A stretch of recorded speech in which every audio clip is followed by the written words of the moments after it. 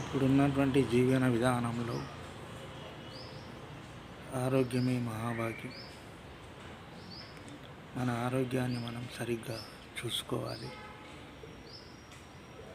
మనకు ఎన్ని సంపదలున్నా, ఎన్ని కోట్ల డబ్బులున్నా ఆరోగ్యం బాగలేకపోతే మన యొక్క జీవితం అనేటటువంటిది అస్తవ్యస్తం కావడం జరుగుతుంది. ఎప్పుడైనా కూడా ఆరోగ్యాన్ని మంచిగా చూసుకునేటటువంటి బాధ్యత మనది. అంటే డాక్టర్ చెప్పిన సలహాలు పాటిస్తూ మందులు క్రమంగా వేసుకోవాలి. మనకున్నటువంటి ఆహారాన్ని సరిగ్గా తింటూ, అంటే వేళకు ఆహారాన్ని భుజించాలి. డాక్టర్ చెప్పిన సలహా ప్రకారం మంచి మంచి మందులను వేసుకుంటూ మన యొక్క శరీరాన్ని మనం కాపాడుకునే బాధ్యత మనది. అంటే కొంతమంది ఉంటుంటారు, అంటే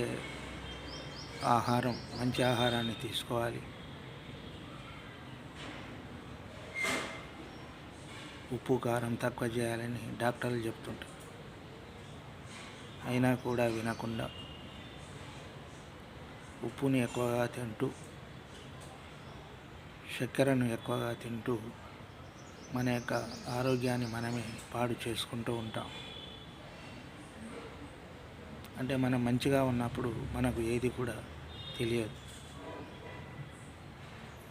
కానీ ఆ శరీరం అనేటటువంటిది, మన యొక్క ఆరోగ్యం క్రమక్రమంగా బలం తగ్గుతున్నప్పుడు అన్ని రోగాలు కూడా మన దగ్గరికి రావడం జరుగుతుంది. ఆ సమయంలో ఏ డాక్టర్ కూడా ఏమి చేయలేడు. అందుకోసం మొదటి నుంచి కూడా మన యొక్క ఆరోగ్యాన్ని మనం తప్పనిసరిగా మంచిగా కాపాడుకుంటూ రావాలి.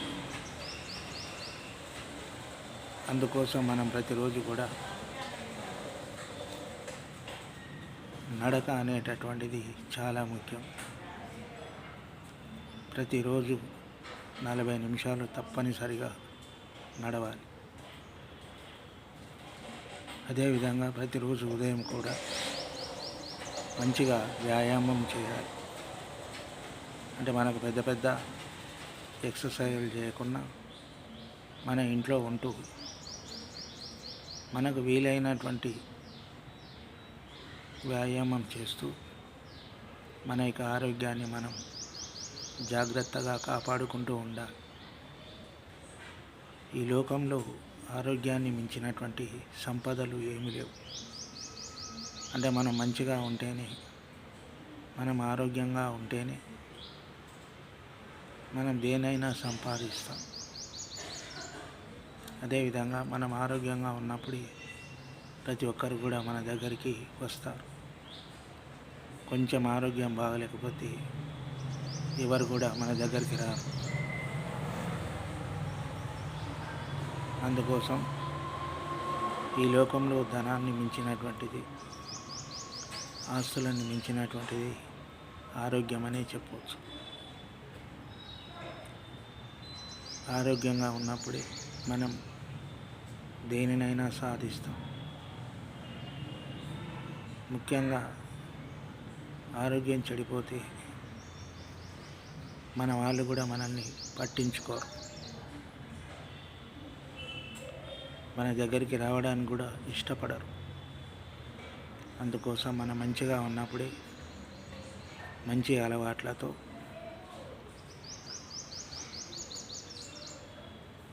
మంచిగా ఉంటూ,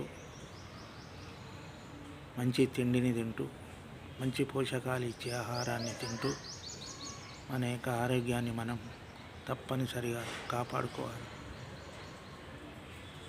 అందుకే అన్నారు పెద్దలు, ఆరోగ్యమే మహాభాగ్యం అని. ఆరోగ్యంగా ఎప్పుడైతే మనిషి ఉంటాడో అప్పుడే అతని కోట్ల యొక్క ఆస్తులు ఉన్నట్టే. ఆరోగ్యం బాగలేకపోతే మన దగ్గర ఎన్ని కోట్లున్నా ఎన్ని డబ్బులున్నా పెడతాం. మనం బయట అన్నీ తిరిగి చూడాలన్నా, మనం మంచిగా నడవాలన్నా ఆరోగ్యం కావాలి.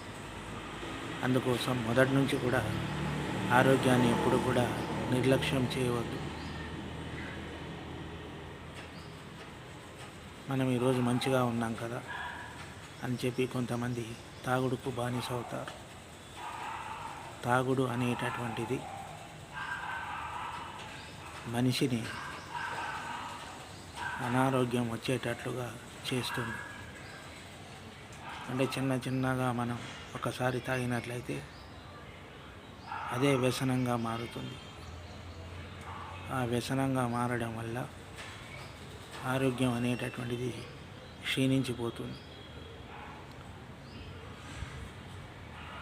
దానివల్ల అనేక రకాలైనటువంటి జబ్బులు వచ్చి